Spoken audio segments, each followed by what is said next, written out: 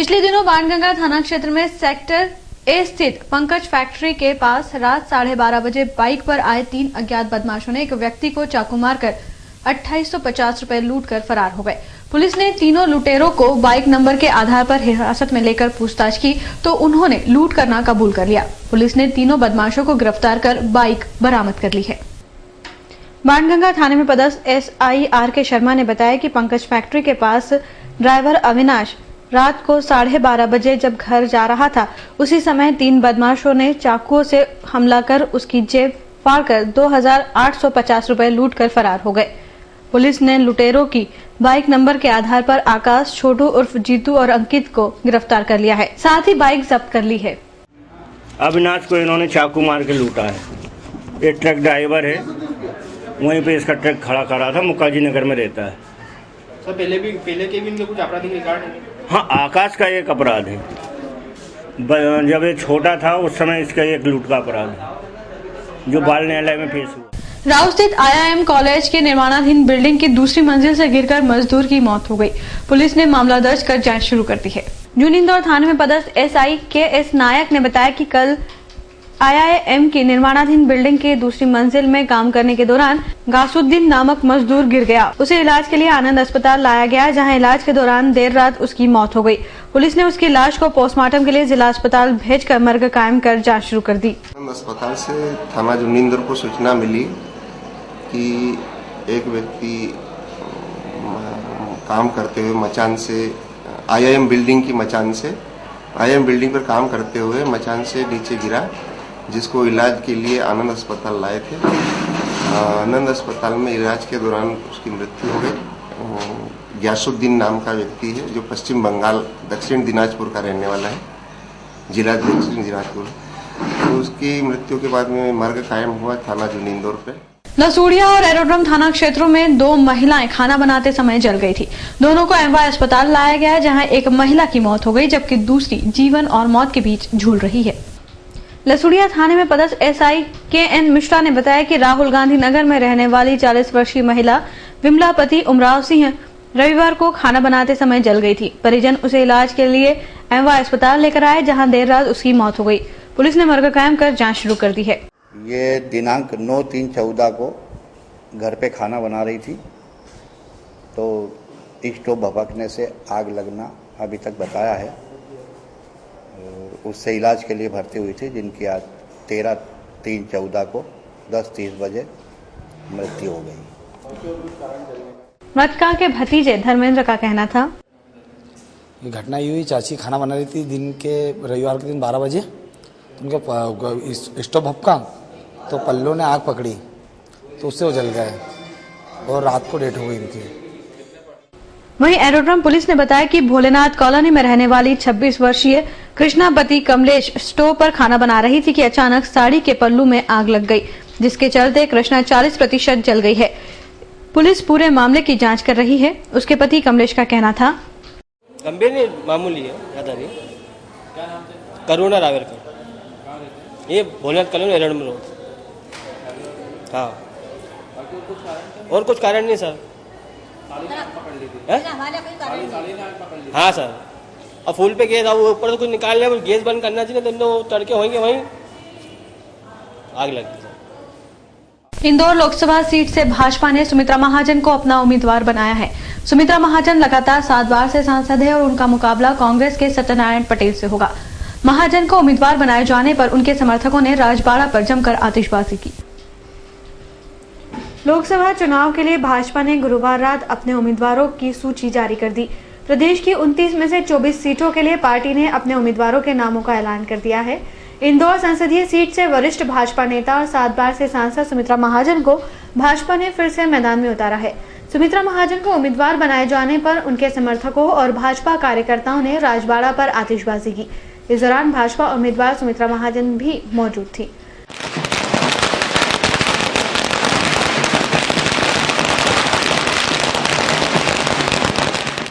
सुमित्रा ताई का मुकाबला कांग्रेस के सत्यनारायण पटेल से होगा। पिछले लोकसभा चुनाव में भी दोनों के बीच ही मुकाबला हुआ था, जिसमें ताई 11,000 वोट से विजयी रही थी।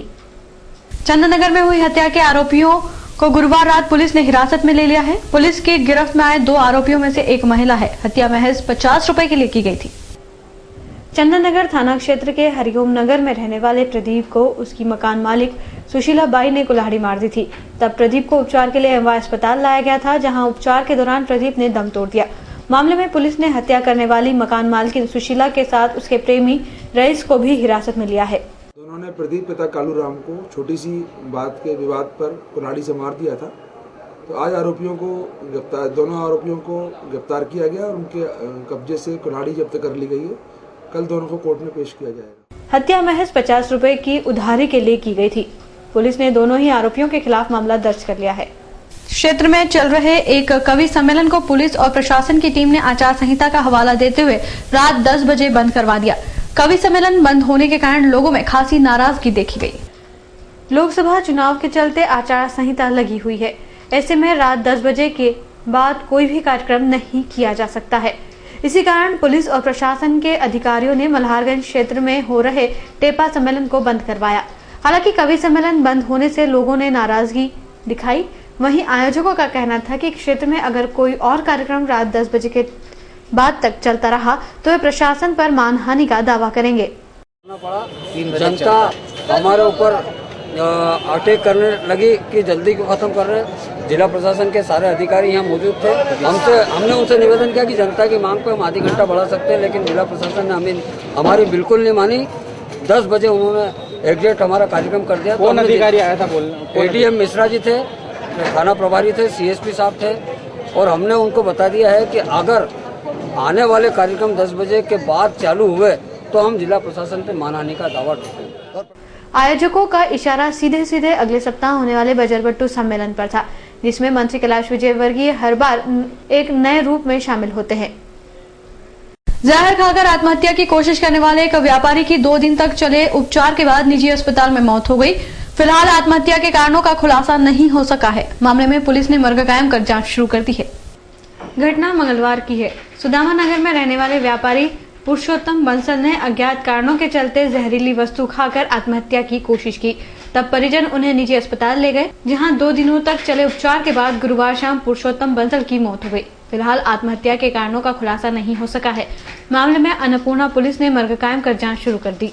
जेल से छुटकर आए एक बदमाश ने गुरुवार रात अपनी पत्नी पर ही जानलेवा हमला कर दिया। गंभीर हालत में महिला को उपचार के लिए अस्पताल में भर्ती किया गया। घटना राउजी बाजार थाना क्षेत्र के लुनियापुरा की है, जहां रहने वाली मीना चौहान को उसकी मां गंभीर हालत में उपचार के लिए अस्पताल लेकर पहुंची। मीना की मां कंचन ने बताया कि मीना पर पति मंगल ने जानलेवा हमला किया। मंगल कुछ दिनों पहले ही जेल से छूटा है और मीना पर शक करता है।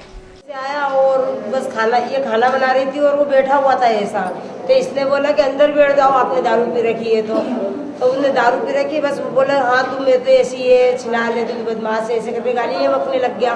गाली बकते बकते पता नहीं उसने चाकू कब निकाला और कब छिपा के रखा था। बस अंदर गई बर्तन का झारा लेके और उसको बस मारना चालू कर दिया। मैं लोगों को इकट्ठा करने लगी, जब तक तो 5-7 हाथ मार दिए। पहली बार मारा कि हमेशा मारा? पहले भी मारा था उसको, तो उठा के फेंक दिया था। हमले के बाद से मंगल फरार है। मामले में राउजी बाजार पुलिस ने आरोपी पति के खिलाफ मामला दर्ज कर उसकी तलाश शुरू कर दी। मल्हारगंज जिंसी क्षेत्र से लावारिस हालत में घूमते 2 मासूम बच्चे गुरुवार रात पुलिस को मिले। करीब 1 घंटे की मेहनत के बाद पुलिस ने बच्चों के परिजनों को ढूंढ लिया। दोनों बच्चे खेलते खेलते घर से निकल आए थे। मल्हारगंज पुलिस को सूचना मिली थी कि जिंसी क्षेत्र में 2 मासूम बच्चे लावारिस हालत में घूम रहे हैं। जब पुलिस मौके पर पहुंची तो बच्चों ने अपना नाम ललिता और कृष्णा बताया है, जिनकी उम्र क्रमशः 4 साल व 2.5 साल है और ये दोनों ही भाई बहन हैं। लेकिन बच्चे अपना पता नहीं बता पा रहे थे। तब पुलिस ने दोनों के परिजनों की तलाश शुरू कर दी। मनोहर थाना मल्हारगंज। ये लक्ष्मी प्रतिमा तरफ से इधर आ रहे थे पैदल बच्चे, तो जिसी चौराहे पे मिले हैं। यहाँ पे डॉक्टर ये दांत का दवा खाना है, इसके पास में मिले हैं।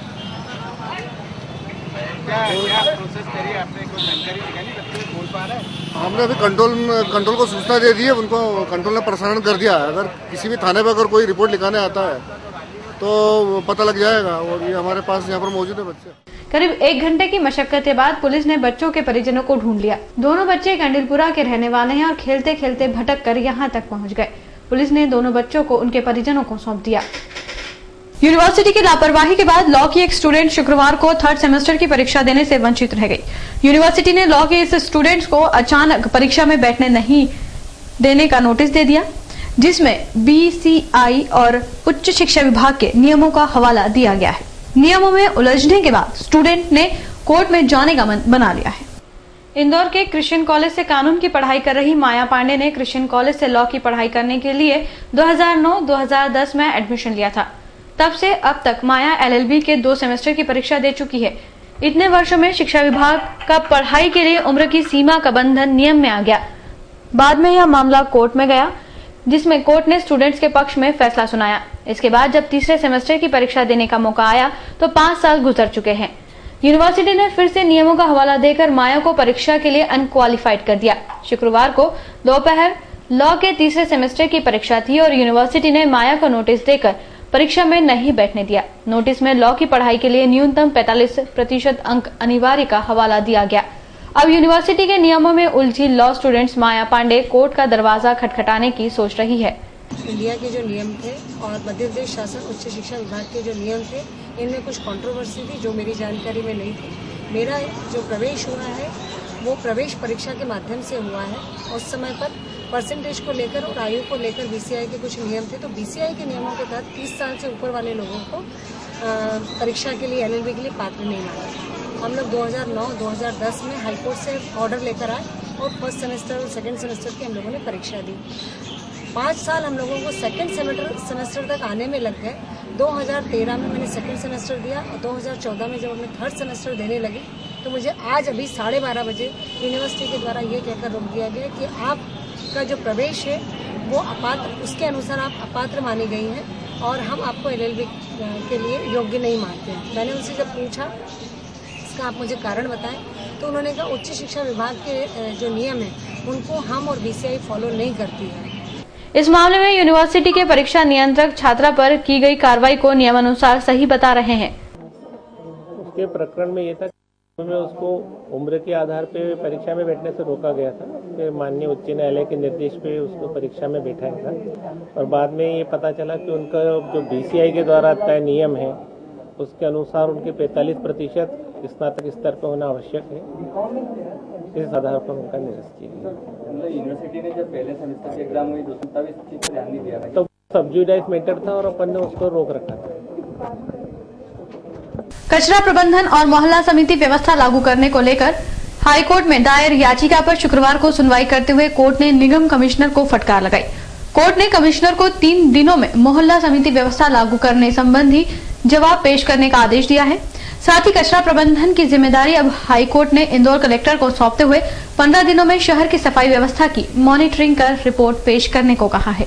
कचरा प्रबंधन और मोहल्ला समिति को लेकर सामाजिक कार्यकर्ता किशोर कोडवानी द्वारा दायर याचिका पर शुक्रवार को इंदौर हाईकोर्ट की विशेष बेंच में सुनवाई हुई, जहां निगम की ओर से हाईकोर्ट के समक्ष निगम कमिश्नर राकेश सिंह उपस्थित हुए। कोर्ट में याचिकाकर्ता किशोर कोडवानी ने अपने तर्क रखे कि शहर की सफाई ठेके पर दिए जाने का प्रस्ताव 1998 में स्वीकृत हुआ था, लेकिन आज तक व्यवस्था ठीक से लागू नहीं हो पाई है। जब से A to Z कंपनी को सफाई का ठेका दिया गया है, तब से सफाई व्यवस्था बिगड़ी है। हाईकोर्ट ने निगम को इस विषय पर फटकार लगाते हुए कचरा प्रबंधन की जिम्मेदारी अब हाईकोर्ट ने इंदौर कलेक्टर को सौंप 15 दिनों में शहर की सफाई व्यवस्था की मॉनिटरिंग कर रिपोर्ट पेश करने को कहा है। नगर पालिका निगम ने कचरा प्रबंधन के लिए ठेके पर देने का प्रस्ताव पारित किया था, जिसको आज 18 साल हो गए, अभी तक वो लागू नहीं हुआ। इस बीच में सुप्रीम कोर्ट के आदेश पर अलमित्रा वर्सेस सेंट्रल गवर्नमेंट, भारत सरकार ने JNRM के अंतर्गत सारे शहरों को प्रबंधन संसाधन दिलवाए और इंदौर नगर निगम को करीबन 50 करोड़ से अधिक के साधन मिले थे। इंदौर में जब से नगर निगम ने कचरा उठाने का और कंपोस्ट खाद बनाने का ठेका A to Z कंपनी दिया है, तब से व्यवस्था और बिगड़ गई है। इसको लेकर 3 साल से न्यायालय में प्रकरण चल रहा था। इस पर माननीय उच्च न्यायालय की खंडपीठ ने सॉलिड वेस्ट मैनेजमेंट एक्ट के अंतर्गत कलेक्टर की जिम्मेदारी है, इसलिए कलेक्टर के ऊपर ये भार सौंपा है कि 15 दिन में जो पूर्व में उच्च न्यायालय ने इस अलग अलग बिंदुओं पे अलग अलग तारीखों में आदेश दिए और मेरे को जो निर्देश दिए थे कि ये प्रबंधन कैसे सही हो, उसकी 20 पेज की एक रिपोर्ट बना दी थी। इन दोनों पर कलेक्टर कंप्लाइंट बनाएगा और उसको एग्जीक्यूट करके उस व्यवस्था में क्या अंतर आ रहा है ये रिपोर्ट न्यायालय को करेगा। दूसरे प्रकरण में मोहल्ला समिति में 22 साल हो गए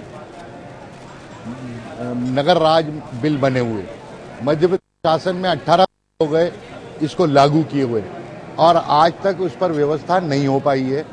इस पर तलक टिप्पणी करते हुए कमिश्नर नगर निगम इंदौर से पूछा कि आखिर अब इसको आप कब लागू करेंगे, ये तो संवैधानिक व्यवस्था है, जिस पर नगर निगम ने 1 साल का कमिश्नर ने समय मांगा कि इस उत्तर से न्यायालय संतुष्ट नहीं हुआ और उन्होंने कहा कि आप बता दो 1 साल में क्रमबद्ध समय कार्यक्रम के आप बताओ कि कैसे लागू करोगे और इस पर 3 दिन में नगर निगम कमिश्नर को 25 फरवरी को कनाड़िया बाईपास पर हुई एक पुलिसकर्मी की हत्या के 2 आरोपियों को शुक्रवार को इंदौर की जिला कोर्ट में पेश किया गया, जबकि 3 आरोपी भोपाल जेल में बंद होने से पेश नहीं हो सके।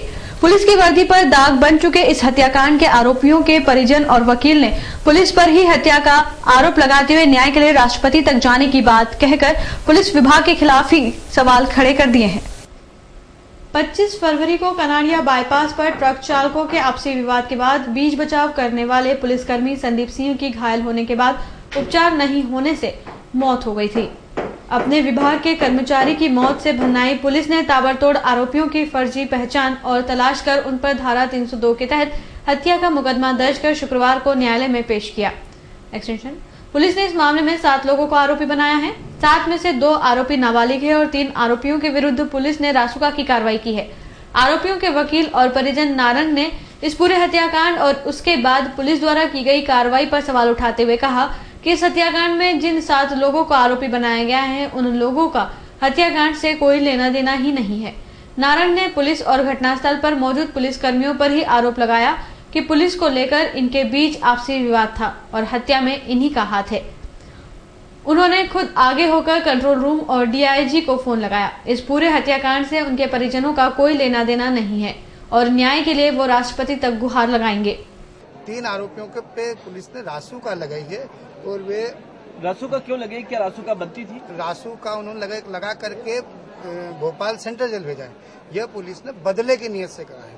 पुलिस रासुका का मतलब एक राष्ट्रीय सुरक्षा अधिनियम के अंतर्गत जो आदतन अपराधी हो, जो खूंखार अपराधी हो, जिससे समाज को भय हो, खतरा हो, डर हो, उस व्यक्ति पर लगाना चाहिए। किंतु पुलिस ने बदले की भावना से शुद्ध रूप से अन्याय करते हुए इन लोगों ने जानबूझकर रासुका का आवेदन पेश किया। इन्होंने 2 प्रकरण पेश किए उन 3 मुलजिमों के खिलाफ, जिनमें उन दोनों प्रकरणों से इन तीनों मुलजिमों का कोई लेना देना नहीं है।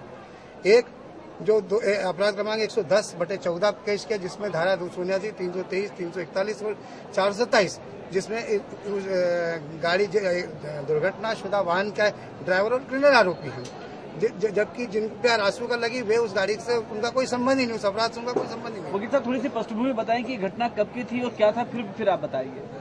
25 फरवरी की बात है। रात को करीबन 11 बजे के लगभग मैं और मेरा छोटा भाई जो महावीर सिंह नारंग फौजी ट्रांसपोर्ट का मालिक और उस गाड़ी का मालिक है, हमारे पास हमारे ड्राइवर का फोन आता कि भाई साहब एक्सीडेंट हो गया गाड़ी का कनाड़िया बाईपास पे, तो गाड़ी चलने की स्थिति में नहीं है। मेरे छोटे भाई ने मुझे उठाया, बोले भाई जी क्या करें। मैं चूंकि एक एडवोकेट हूँ, मैंने तुरंत पुलिस डीआईजी से लेकर पुलिस का बच्चा झूठ बोल रहा है कि हमें कंट्रोल रूम सूचना मिली। कंट्रोल रूम सूचना हमने की है। यदि हम लोगों की नियत उस पुलिस वाले को मारने की होती तो हम पुलिस से अपना प्रोटेक्शन क्यों मांगते?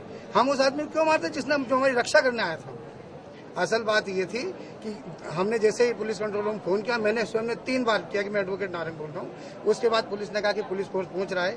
मेरे छोटे भाई का फिर रास्ते में बुलाया, बोले वीर जी गाड़ी चलने की स्थिति में नहीं है, आप गाड़ी को टोचन करके लाना पड़ेगा, आप दूसरी गाड़ी में। मैंने कहा मैं बेटा गाड़ी भेज रहा हूँ। हम लोग जब वहाँ ये लोग गाड़ी लेकर पहुंचे, जब सबसे पहले महावीर सिंह जब स्पॉट पे पहुंचा तो वह जो उस गाड़ी एक्सीडेंट सजा गाड़ी के साथ 2 गाड़ियां और थी उसी कंपनी की, वे ज्यादा लोग थे, हमारे ड्राइवर के साथ मारपीट कर रहे थे। पुलिस वाले खड़े खड़े देख रहे थे और पुलिस वाले हमारे ड्राइवर को ही पुलिस वाले मार रहे थे, क्योंकि पुलिस वालों का धंधा था उस व्यक्ति का, जिस संदीप सिंह जो मरा है, ये लोग अवैध वसूली करते थे। पूरा मीडिया एक छात्रा का अपहरण कर अश्लील एमएमएस बनाने वाले चंदननगर थाने के एक एएसआई सहित 3 आरोपियों को विशेष न्यायालय ने आरोप सिद्ध होने पर 3-3 साल की सजा सुनाई है। कोर्ट ने इस अपराध को इसलिए भी गंभीर माना है कि जब रक्षक ही भक्षक बन जाए तो लोग अपनी सुरक्षा के लिए किस पर भरोसा करेंगे। वर्ष 2011 में चंदननगर थाना क्षेत्र के एसआई आरके शिवहरे और उसके मित्र विजय शर्मा और संजय ठाकुर ने गुमाश्ता नगर क्षेत्र में अपने घर जा रही एक छात्रा को पूछताछ के नाम पर उसका अपहरण कर एक कमरे में ले गए थे। उक्त तीनों आरोपियों ने एक अन्य महिला की उपस्थिति में छात्रा को धमकाकर अश्लील एमएमएस बना लिया था। उक्त मामले में कोर्ट में चालान पेश होने और पुलिस द्वारा साक्ष्य पेश किए जाने पर आज विशेष न्यायालय ने एएसआई आरके शिवहरे, विजय शर्मा और संजय ठाकुर तीनों को धारा 363-65 का आरोपी मानते हुए 3 वर्ष की सजा सुनाई है। शासकीय अधिवक्ता रविंद्र देसाई ने बताया कि विशेष न्यायालय ने इस अपराध को गंभीर अपराध की संज्ञा देते हुए कहा कि जब रक्षक ही भक्षक बन जाए तो लोग अपनी सुरक्षा के लिए किस पर भरोसा करेंगे।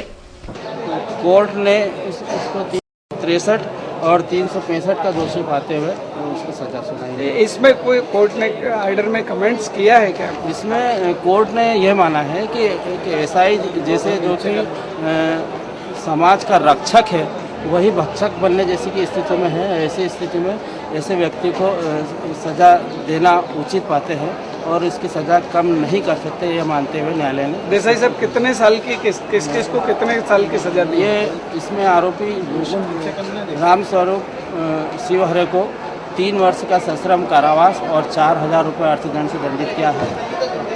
और अन्य आरोपी संजय उर्फ संजू को 3 वर्ष का सश्रम कारावास और 2,000 रुपये अर्थदंड से दंडित किया है। और एक आरोपी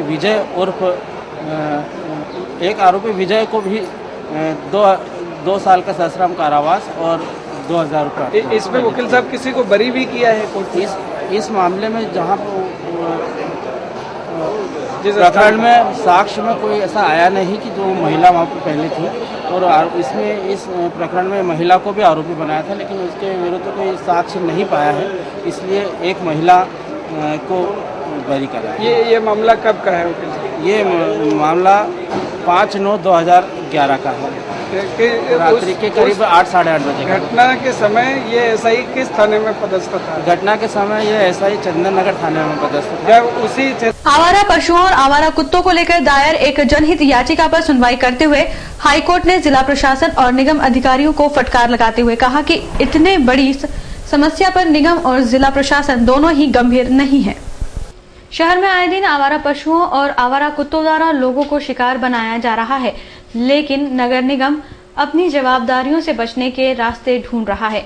इन स्थितियों को देखते हुए याचिकाकर्ता संजय पांडे ने इंदौर हाईकोर्ट में एक जनहित याचिका दायर कर शहर को आवारा पशुओं और आवारा कुत्तों से निजात दिलाने की गुहार लगाई थी। शुक्रवार को इस मामले में हाईकोर्ट ने सुनवाई करते हुए निगम अधिकारियों को जमकर फटकार लगाई और हाईकोर्ट ने कहा कि शहर के नागरिकों के लिए परेशानी का सबब बन रहे आवारा पशु और कुत्तों को लेकर नगर निगम और जिला प्रशासन दोनों ही गंभीर नहीं है। हाईकोर्ट ने दोनों विभागों को सख्त हिदायत देते हुए कहा कि शीघ्र से शीघ्र इस समस्या से निजात दिलाने के लिए किए गए अब तक के सारे प्रबंध को कोर्ट से अवगत कराएं। 27 जनवरी को ऑनरेबल कोर्ट ने डायरेक्शन दिया था कि municipal corporation chief health officer की तरफ से जवाब प्रस्तुत करे।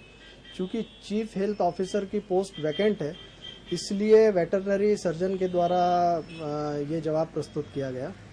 इस जवाब में पहले जो जवाब दिया था शॉर्ट रिप्लाई, उसके साथ में कुछ डॉक्यूमेंट प्रस्तुत किए थे। उसमें उनका कहना था कि रेबीज का इंजेक्शन लगा करके ये बर्थ कंट्रोल करते हैं डॉग्स की। इस पे मैंने ऑब्जेक्शन लिया, ऑनरेबल कोर्ट का ध्यान भी आकर्षित किया। ऑनरेबल कोर्ट ने उस दस्तावेज को दिया और अपनी नाराजगी बताई कि इसमें का जवाब कैसे प्रस्तुत कर रहे हैं और रेबीज के इंजेक्शन लगाने से ये इनकी जनसंख्या को नियंत्रित कैसे करते हैं। काफ़ी नाराजगी के बाद में ऑनरेबल कोर्ट ने म्युनिसिपल कॉरपोरेशन के जवाब को और भी उनके साथ जो दस्तावेज थे उसको संतुष्टि योग्य नहीं पाया और म्युनिसिपल कॉरपोरेशन को फिर से डिटेल रिप्लाई फाइल करने के लिए कहा है। म्युनिसिपल कॉरपोरेशन ने जो रिप्लाई कल फाइल किया था वो दूसरा रिप्लाई था।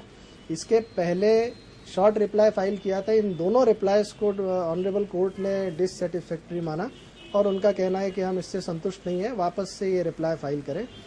रिप्लाई के साथ में डायरेक्शंस भी दिए हैं कि आपने इसमें के डॉग बाइट को कंट्रोल करने के लिए स्ट्रे डॉग्स को कैच करने के लिए क्या अपनी सुविधाएं लगाई हैं या किसमें के कार्य कर रहे हैं, उसमें का सारा शहला मसूद हत्याकांड में शुक्रवार को एक बार फिर इंदौर जिला कोर्ट की विशेष सीबीआई अदालत में सुनवाई हुई, जिसमें से सीबीआई के द्वारा 3 गवाहों को पेश किया गया। अब तक सीबीआई कोर्ट में 35 से ज्यादा गवाहों को पेश किया जा चुका है, लेकिन बचाव पक्ष के वकील के सामने एक भी गवाह टिक न पाया और सभी की गवाही करीब करीब झूठी मानी गई। आरटीआई कार्यकर्ता शहला मसूद के चर्चित हत्याकांड में शुक्रवार को इंदौर जिले की कोर्ट में गठित सीबीआई की आरटीआई कार्यकर्ता शहला मसूद के चर्चित हत्याकांड में शुक्रवार को इंदौर जिला कोर्ट में गठित सीबीआई की विशेष अदालत में गवाहों की पेशी का सिलसिला जारी रहा। इस हत्याकांड में अब तक सीबीआई के द्वारा 35 गवाहों को पेश किया गया। शुक्रवार को हुई सुनवाई के बारे में आरोपी पक्ष के वकील सुनील श्रीवास्तव ने बताया कि शुक्रवार की सुनवाई में सीबीआई द्वारा जिन 3 गवाहों मंसूर, सलीम और सज्जाद हुसैन को सीबीआई की विशेष अदालत में पेश किया गया था, जहां बचाव पक्ष के वकील के सामने तर्कों में उलझते हुए वो सब नहीं बता पाए जो केस के संबंध में सीबीआई ने कोर्ट में पेश किया। तुम एजेंट हो, तुम अथराइज एजेंट हो। उसने कहा मैं एजेंट नहीं हूँ, पैसे लेके मैं टिकट बुकिंग कराया करता था। तो उसने शाहिद और लईक नाम के 2 व्यक्तियों के टिकट बुक कराए थे। जब मैंने उनसे पूछा कि ये टिकट कहाँ है, सीबीआई ने जब्त किए, तो उसने कहा मुझे नहीं मालूम जब्त किए। उसने ये बताया कि ये तबीज़ लेने आया था इन दोनों टिकटों को। मैंने पूछा तबीज़ को पहचानते हो, तो उसने कहा मैं तबीज़ को नहीं पहचानता। सीबीआई ने जो टिकट पे यात्रा हुई है, ना उनकी कोई आईडी जब्त की, ना उन टिकटों को जब्त किया। इस तरीके से ये गवाह है जो पूरा फेल हो चुका है। ये किसके गवाह थे और कौन लोगों ने टिकट पर यात्रा की? ये कोई रिकॉर्ड पे नहीं है। जो 161 के बयान है उसमें यह है कि इन 2 टिकटों को तबीज़ लेने आया था। इससे ये साबित होता है कि सीबीआई ये साबित करना चाहती है कि तबीज़ ने इन टिकटों पे यात्रा करी। अब कोई किसी का टिकट पे यात्रा करेगा तो उसका आईडी प्रूफ होता नहीं होता। सीबीआई को जब्त करना था नहीं करना था, टिकट को जब्त करना था नहीं करना था। न टिकट जब्त हुए ना आईडी प्रूफ जब्त हुआ। आज सीबीआई ने कितने गवाहों को पेश किए? सीबीआई ने आज 3 गवाहों को पेश किया है। अभी सिर्फ 1 गवाह हुआ है, 2 गवाह बचे हुए हैं, यही बाद में होंगे। 2 गवाह और कौन है? 2 गवाह है, एक तो फजल है और दूसरा सलीम है। तो क्या वो अपनी बात रखने में कामयाब हुआ? नहीं, देखिए अभी जब तक कोर्ट में आके कुछ नहीं कहें, क्या कह सकते हैं अपन। कोर्ट में आके वो बयान देंगे, इसके बाद पता चलेगा कहाँ होंगे। लेकिन ये गवाह है टोटली फेल हो चुका है। ये जो बयान लिखे गए हैं, ये लिखे गए हैं कंप्यूटर से। उससे पूछा पेन से लिखे थे, उसने कहा पेन से लिखे थे। इसका मतलब ये हुआ कि उसको पता ही नहीं है कि मेरे बयान किस चीज़ से लिखे गए। सीबीआई सीखा पढ़ा के लेके आई है उनको? सीबीआई हमेशा सब गवाहों को सीखा पढ़ा के लाती है। सीखा पढ़ा है जो गवाह होता है। सीबीआई की ओर से गवाह के रूप में पेश हुए सज्जाद हुसैन ने मीडिया से चर्चा में कोर्ट के सवालों का जवाब देते हुए कहा कि उसके बेटे फजल हुसैन को जाहिदा और साकिब ने इस केस में फंसा दिया, इसलिए उसने आत्महत्या कर ली। जाहिदा की वजह से। अब किन की तरफ से गवाही देने के लिए आए थे आज? जाहिदा की गवाही। जाहिदा की तरफ से क्या क्या जीरा हुई, क्या क्या सवाल जवाब हुए वकील साहब की तरफ से? आपको यही कि फजल अब्बास उनके लिए क्या काम करता था और वो जाहिदा नगर निगम की उसने परमिशन वगैरह जाहिदा के नाम पे करवाई थी। असद परवेज इसका आदमी हैगा, उसको पैसे लेना थे 6,000 रुपये, 6 लाख रुपये, 2 लाख रुपये जाहिदा ने दिए थे। 4 लाख रुपए के लिए होटल आ रही थी। उसने साकिब का मतईनी के सहारा लिया मेरे बेटे ने, कि साकिब ने ये कहा कि मैं तुम्हें वसूली करवा दूंगा जाहिदा से। लेकिन उसने टाला मटोली करने लगा और जाहिदा से साकिब मिल गया और उसने मतईनी के इतने केस लाद दिए झूठे झूठे फिर करन कि मेरे बच्चे सुसाइड करा लेंगे। आपको लगता है कि आपके बेटे को फंसाया गया था? फंसाया गया था मेरे बेटे को। मतलब उसने इस निजात पाने के लिए केसों से जाहिदा ने झूठी रिपोर्टें करी थी, उसको निजात पाने के लिए उसने सुसाइड करा। जी आपका नाम? सज्जाद हुसैन। 1978 में इंदौर। प्रदेश की राजनीति को गर्मा देने वाले इस हत्याकांड की अगली सुनवाई 13 और 14 अप्रैल को होगी। 8वीं बार इंदौर से सुमित्रा महाजन को भाजपा का लोकसभा प्रत्याशी बनाने की खुशी कार्यकर्ताओं ने शुक्रवार को भाजपा कार्यालय में मनाई। इस दौरान पार्टी के नगर अध्यक्ष और विधायक सहित अन्य कार्यकर्ता पटाखे फोड़कर और जमकर नाचे हैं। हालांकि इस दौरान मंत्री खेमे से जुड़े लोग नजर नहीं आए। भाजपा आलाकमान द्वारा सुमित्रा महाजन को इंदौर लोकसभा का प्रत्याशी बनाने की खुशी शुक्रवार को पार्टी के पदाधिकारियों और कार्यकर्ताओं ने भाजपा कार्यालय के बाहर मनाई। इस मौके पर विधायक सुदर्शन गुप्ता, मालिनी गौड़ और उषा ठाकुर के साथ नगर अध्यक्ष कैलाश शर्मा व कार्यकर्ताओं ने ढोल ढमाकों के साथ नाचकर और आतिशबाजी कर अपनी खुशी जाहिर की।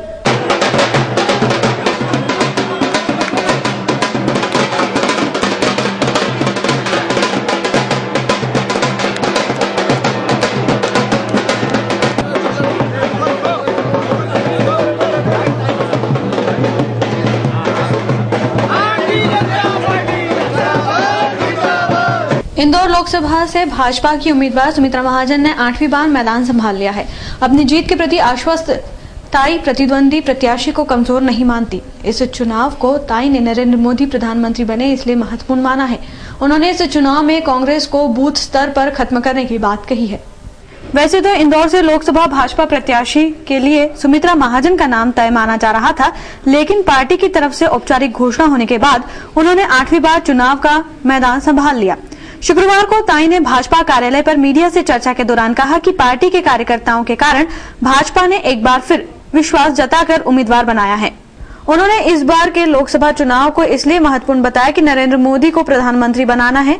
साथ ही यह बात भी दोहराई कि चुनावी व्यक्ति न होकर पार्टी के लिए है। साथ ही उन्होंने यह बात भी दोहराई कि चुनावी व्यक्ति न होकर पार्टी के लिए है। ताई ने मीडिया को बताया कि इंदौर में होने वाले त्रिकोणीय मुकाबले में प्रतिद्वंदी को कमजोर नहीं मानती। इंदौर में किन उपलब्धियों के साथ चुनाव मैदान में उतरी हैं? इस सवाल पर ताई ने शहर के इंफ्रास्ट्रक्चर को खड़ा करने में महत्वपूर्ण भूमिका निभाने और शहर के विकास के लिए दिल्ली से योजनाएं लाने पर अपनी पीठ थपथपाई।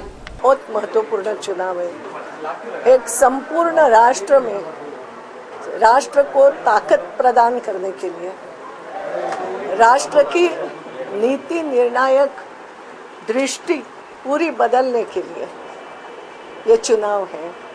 संपूर्ण राष्ट्र की एक मांग जैसी हो रही है।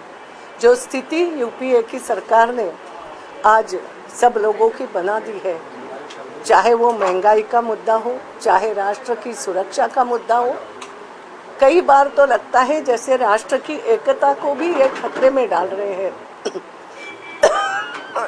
जिस प्रकार उन्होंने तेलंगाना के मुद्दे को जिस तरीके से उन्होंने अंजाम तक पहुंचाया, सहमति होते हुए भी आपसी कटुता को बढ़ाते हुए उन्होंने ये मुद्दा उसका निर्णय पर पहुंचाया। और आज एक प्रकार से प्रदेश प्रदेश में आपस में कहीं ना कहीं स्पर्धात्मक भाव के अलावा भी एक कटुता का भाव पैदा कर रहे हैं। ये देश की आंतरिक सुरक्षा के लिए भी खतरा है। तुष्टीकरण तो इनका सहज स्वभाव यूपीए की सरकार का बन गया है और इसके कारण भी कहीं ना कहीं देश की आंतरिक सुरक्षा को खतरा पैदा हो रहा है। आपसी तालमेल बिठाना आवश्यक है, मगर ये आपस में छोटे छोटे पार्टियों को डराते हुए, धमकाते हुए, किसी को सीबीआई का धाक दिखाते हुए, किसी को और कुछ धाक दिखाते हुए, जिस तरीके से इन्होंने 5 साल तक राज किया और प्रधानमंत्री नहीं के बराबर की स्थिति पे लाके रख दिया कि जैसे इस देश को प्रधानमंत्री है ही नहीं। पिछले लोकसभा चुनाव में 10,000 वोट से जीत हासिल करने वाली ताई ने इस बार इंदौर लोकसभा से ज्यादा वोट से जीत हासिल करने का दावा तो किया है, लेकिन आंकड़ों की बात पर गोलमाल जवाब दे गई। और इसलिए आज ये जरूरत हो गई है कि इस देश को एक ऐसी सरकार प्रदान करना है जो राष्ट्र के लिए स्वयं निर्णय लेने में सक्षम हो, जिनकी रीति नीति इतनी साफ सुथरी हो कि एक समूचे राष्ट्र में एक एकता रखने की दृष्टि से जो पार्टी सक्षम है उनके हाथ में बागडोर देना आवश्यक हो गया। और इस दृष्टि से हम देखेंगे कि भारतीय जनता पार्टी ने जिस तरीके से आज तक जब जो प्रदेशों में अगर सरकार हाथ में आई तो, और राष्ट्र में भी जब अटल बिहारी वाजपेयी जी के नेतृत्व में हमने सरकार चलाई तो सदैव हमने राष्ट्र की दृष्टि से महत्वपूर्ण निर्णय लिए और राष्ट्र को मजबूत यहाँ के लोगों को मजबूत बनाने की दृष्टि से प्रयास किया। अब ये चुनाव महत्वपूर्ण इस दृष्टि से है कि इस देश को एक ऐसा नेता, एक ऐसा नेतृत्व प्रदान करना है। और महत्वपूर्ण बात यह है कि माननीय नरेंद्र मोदी जी, इस देश को उनको प्रधानमंत्री बनाना है और भारतीय जनता पार्टी की एक ताकतवर सरकार बना के इस राष्ट्र को हमें एक ऊंचाई तक ले जाना। तो ये चुनाव कोई व्यक्ति की जीत का सवाल नहीं है, ये राष्ट्र के लिए महत्वपूर्ण चुनाव है। भाजपा भ्रष्टाचार की बात करती है, केंद्र सरकार की जो नीतियां उसके खिलाफ कहती है कि सक्षम नहीं है प्रधानमंत्री की, जैसे आपने बात की, नक्सली हमला हुआ है